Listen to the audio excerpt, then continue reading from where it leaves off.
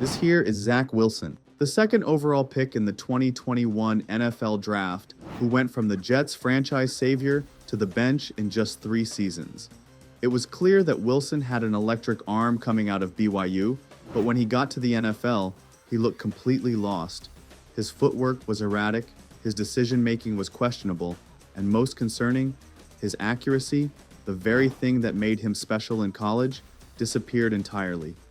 After throwing more interceptions than touchdowns in his first 2 years, many people argued he was the perfect example of why the NFL needed a minor league system. If only he had time to develop, they said. If only there was a place where he could work on his fundamentals without the pressure of starting in New York right away. A minor league, for those who don't know, is a lower-level professional league where young players can develop their skills before making the jump to the big leagues. The NBA has its G League, where young players can develop away from the spotlight. The NFL stands alone among major American sports without such a system. But here's the thing. Despite these calls for a minor league getting louder with every quarterback bust and failed first-round pick, the NFL will never have one. And today, we're going to break down exactly why that is and why the current system, despite its flaws, is actually the most realistic solution for professional football. The first and most obvious reason is sitting right in front of us every Saturday in the fall: college football. Unlike baseball or basketball, where college programs are just one of several paths to the pros, but with some massive advantages that no true minor league could ever replicate. Think about it.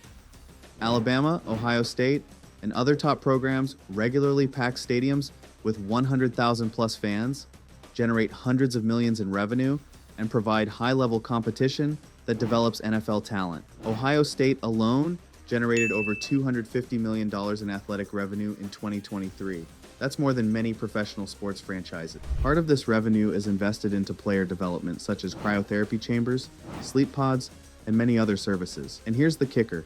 The NFL gets all of this player development free of charge. We can look at this most recent NFL draft to see how effectively the college system develops NFL talent. Players like Jaden Daniels, Malik Neighbors, Bo Nix all made an immediate impact, so it would have made no sense for them to waste their first year playing meaningless minor league football. Even if the NFL wanted to create a minor league, it would be a financial nightmare. Unlike baseball, where players might spend years developing in the minors while earning modest salaries, football's economics and timeline are completely different. The average NFL career lasts just 3.3 years, according to the NFL Players Association.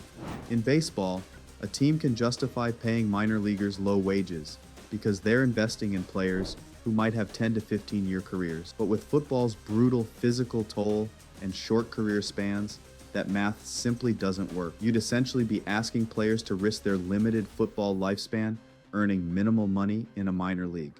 A typical minor league baseball player might make between $4,800 and $14,700 per season.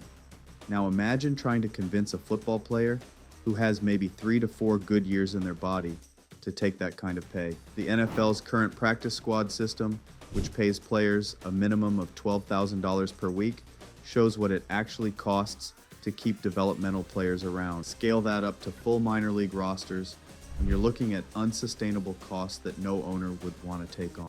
In baseball, the difference between AAA and the majors is noticeable, but not enormous. A AAA team could probably win a few games against a major league team. But in football, the gap between college all-stars and NFL starters is massive, and the gap between NFL starters and backups is already significant. This quality gap creates a serious problem. Any NFL minor league would likely showcase a product that's significantly worse than college football, which fans already invest time and money into. The NFL actually tried this development league concept before, and its failure tells us everything we need to know. NFL Europe began in 1995 and served as the NFL's experimental ground, testing new rules like allowing coaches to communicate with quarterbacks through helmet radios and using instant replay, both of which would later become NFL standards. Teams were placed in major European cities like Frankfurt, Amsterdam, and London, with NFL teams sending over developmental players each spring to gain experience.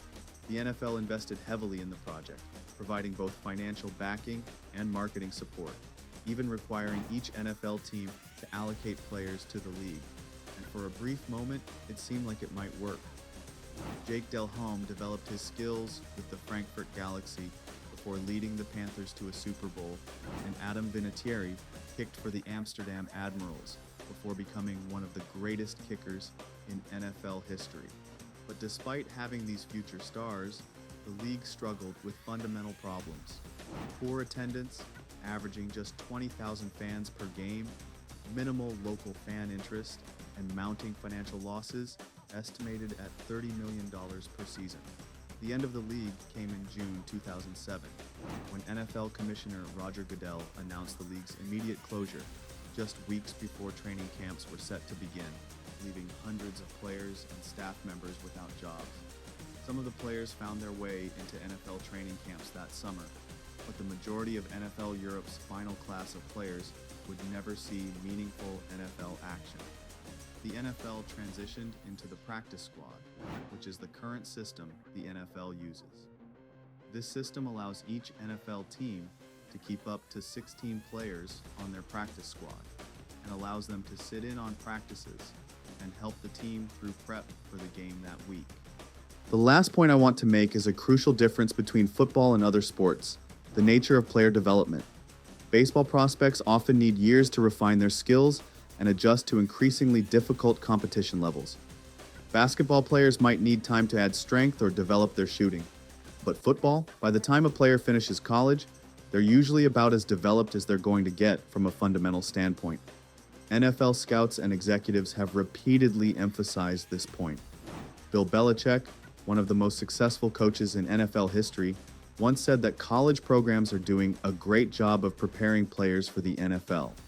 The issue isn't that players need more development time, it's that the jump in speed and complexity from college to the NFL is so massive that you either can make that leap or you can't. This is why the NFL's current development approach, practice squads and preseason games, makes more sense than a minor league system. These methods allow teams to develop players within their own systems, learning their specific playbooks and schemes rather than playing meaningless games in a lower league. The current system, with college football as the primary development pipeline and practice squads for additional development, isn't perfect, but it's the most practical and effective solution for the unique challenges of professional football. And maybe that's okay. Not every sport needs to follow the same development model. Baseball has its farm systems, basketball has its G League, and football has college football plus practice squads. Each sport has evolved the system that works best for its particular needs and circumstances. But what do you think? Is there something I'm missing about why a minor league system could work in the NFL? Let me know in the comments below.